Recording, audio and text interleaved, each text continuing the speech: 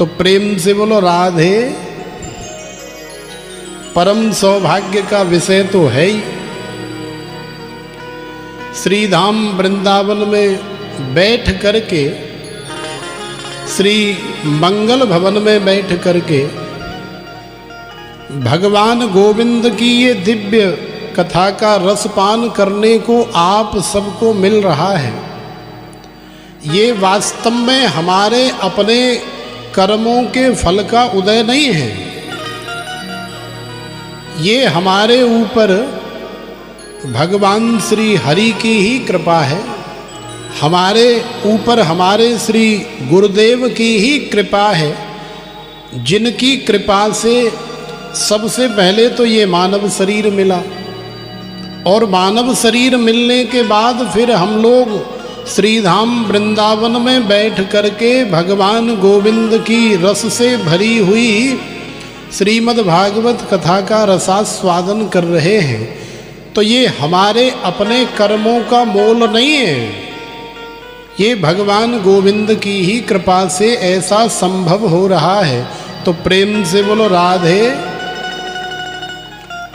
राधे राधे बोलते रहोगे तो आपको पावर मिलती रहेगी, क्योंकि ब्रज की और संपूर्ण विश्व की और हमारे नंद के लाला की कन्हैया की जो पावर है, जो पावर हाउस है संपूर्ण ब्रह्मांड का, वो कौन है?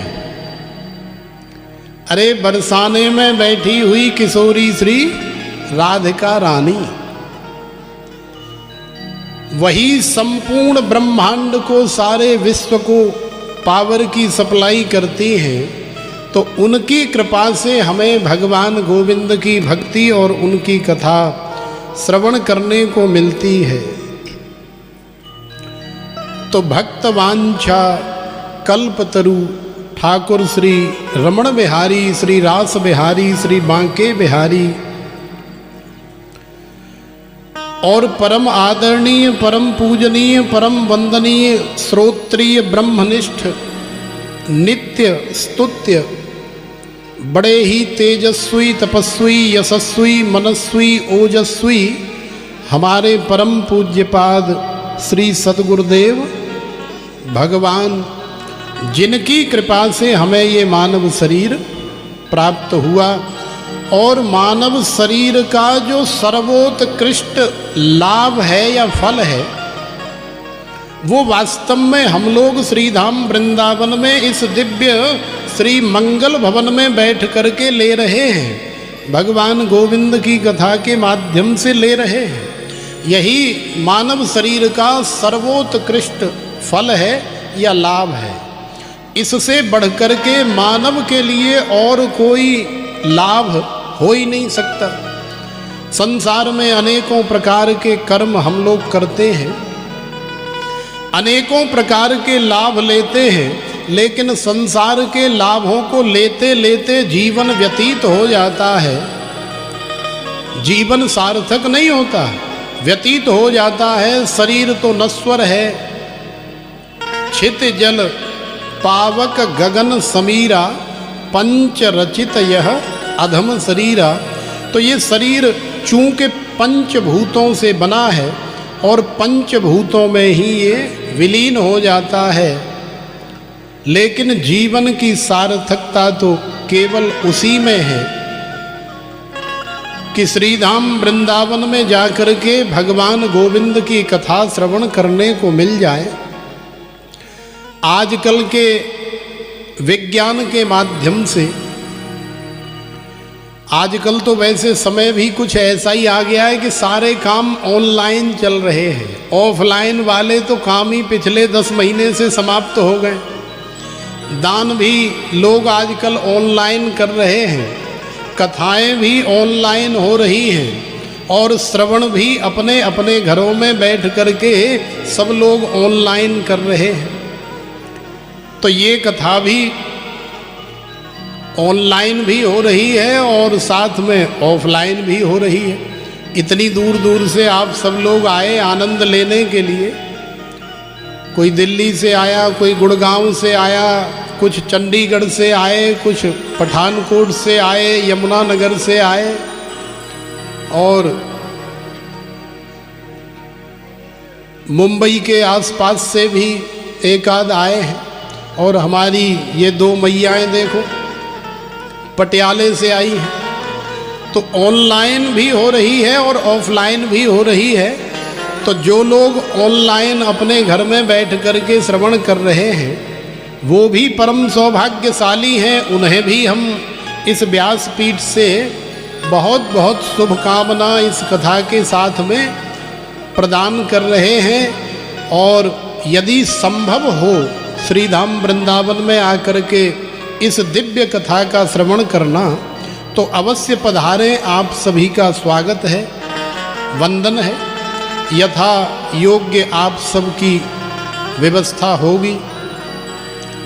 लेकिन चूंकि कोरोना काल है और आजकल सब लोग जानते हैं कुछ राजनैतिक लाभ के लिए अनेकों प्रकार की समस्याएं हो रही हैं। कहीं किसान आंदोलन चल रहे हैं, कहीं रोड जाम हो रहे हैं, नव वर्ष का अवसर भी है। तो ऐसे समय को देख करके यदि आना संभव न हो तो इस कथा का आप घर बैठे ही लाभ लें। चूंकि भगवान श्री हरि अनंत हैं और भगवान श्री हरि की कथा भी अनंत है, इसका कोई अंत नहीं है। श्री तुलसीदास जी ने बड़ी सुंदर बात कही,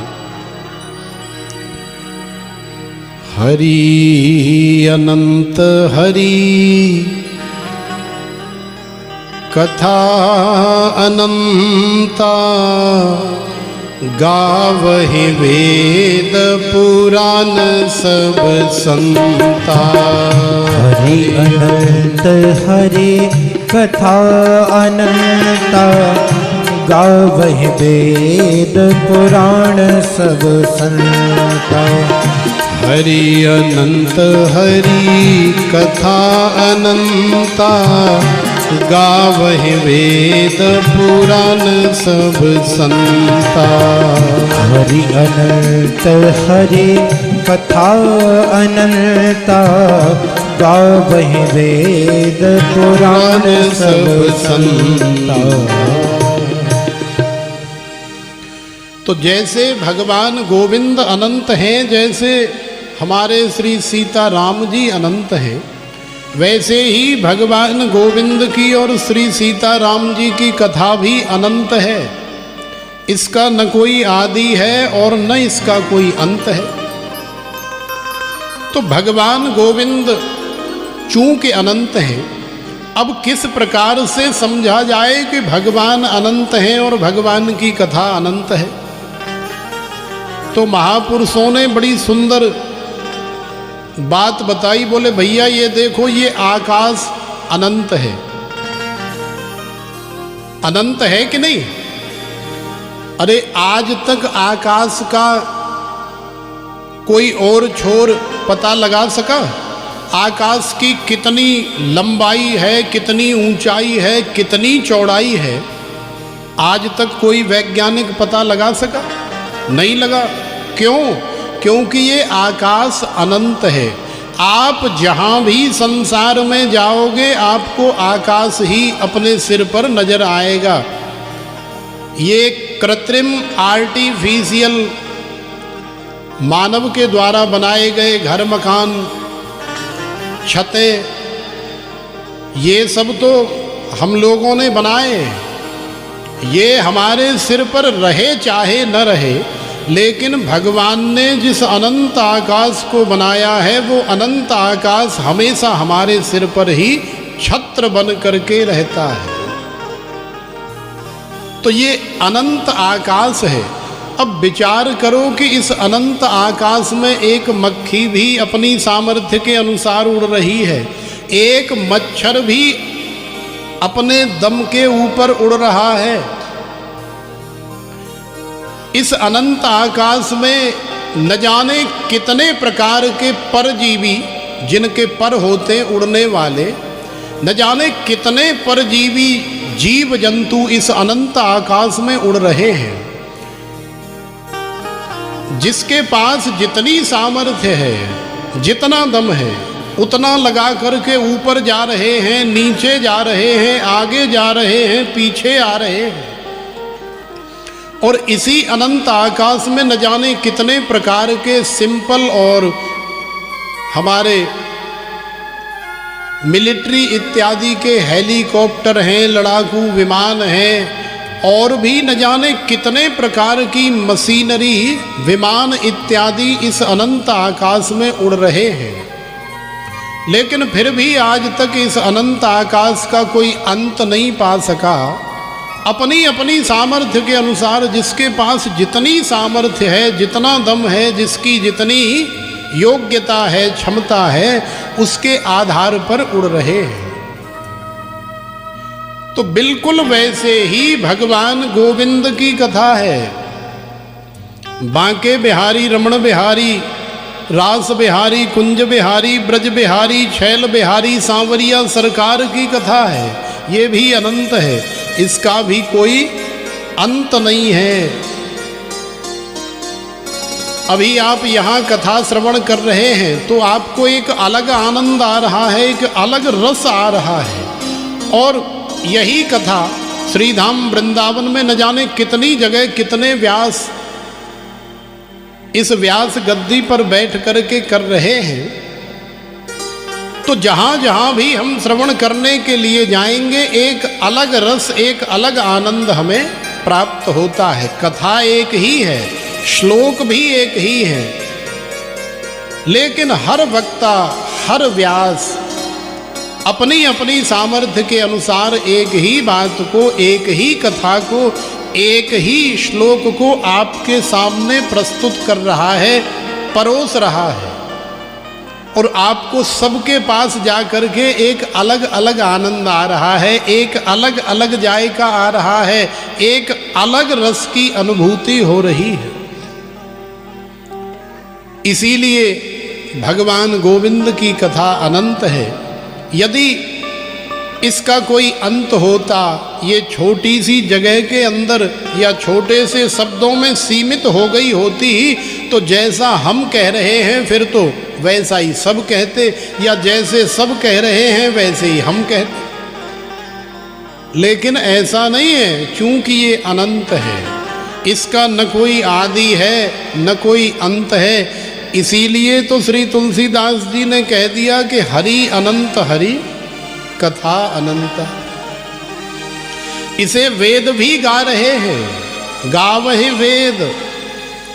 इसे 18 पुराण भी गा रहे हैं, वेद पुराण सब संता।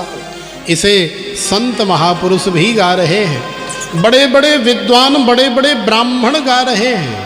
लेकिन फिर भी इसका ठीक से गायन नहीं हो रहा है। हर बार ऐसे फील होता है, हर बार ऐसे लगता है जैसे हम कुछ कह ही नहीं पाए। विचार तो बहुत कुछ कहने का किया था, लेकिन हम कह ही नहीं पाए। यही इस कथा की विशेषता है, यही इस कथा की महिमा है।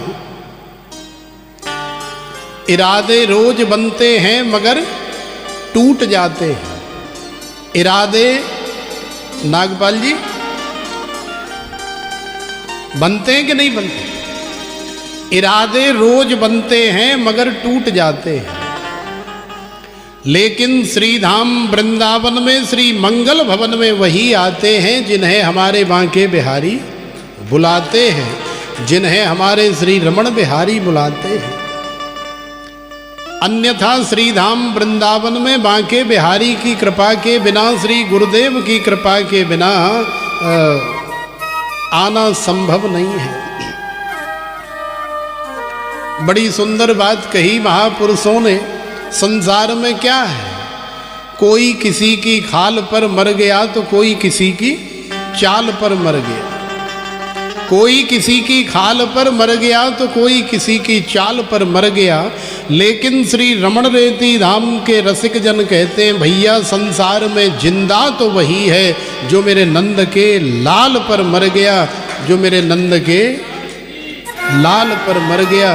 तो भगवान गोविंद की कथा जैसे कमरे के अंदर दीपक प्रज्वलित कर दिया जाए तो सारे कमरे के अंधकार का हरण कर लेता है, समाप्त कर देता है और सारे कमरे में प्रकाश ही प्रकाश हो जाता है।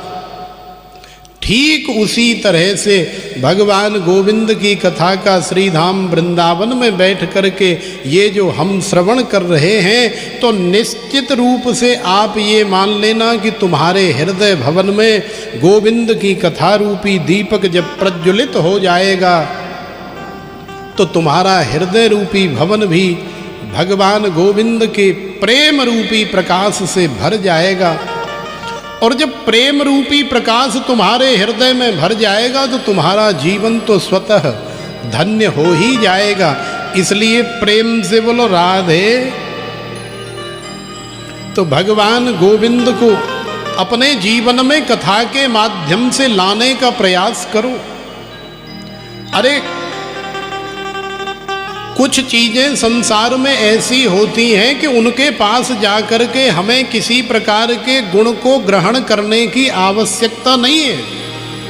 चोर के पास जाओगे तो चोरी करना स्वाभाविक सीख जाओगे।